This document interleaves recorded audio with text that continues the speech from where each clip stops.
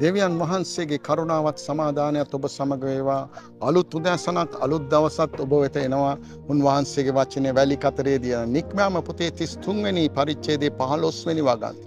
නික්මයාම පොතේ 33 වෙනි පරිච්ඡේදයේ 15 වෙනි වගන්තියේ මෝසස්ට දෙවියන් වහන්සේ කියනවා යන්න ඉදිරියට ගමන් කරන්න මට ඕන ඔබව ගෙන යන්න යම් කිසි ස්ථානයකට. මෝසස් ලස්සන උත්තරයක් දෙනවා. මෝසස් කියන උත්තරේ තමයි ඔබ වහන්සේ අප සමග එන්නේ නැත්නම් අපව යවන්න එපා.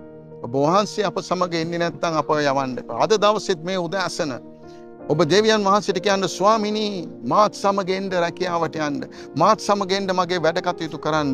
මාත් සමග එන්න හැම ස්ථානයකටම ගමන් කරන්න.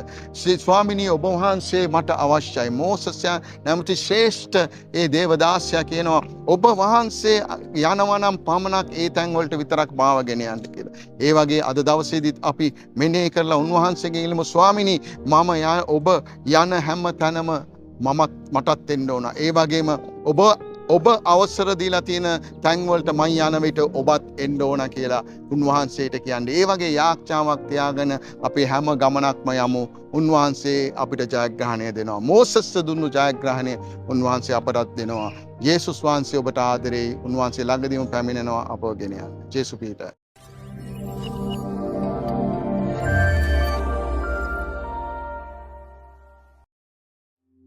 ඔබත් එක්සත් එමීර් රාජ්‍ය තුළ වෙසෙන ශ්‍රී ලාංකිකයෙක් නම් පහත දැක්වෙන අංකයට ඇමතීමෙන් ඔබට අප හා සම්බන්ධ විය හැකියි.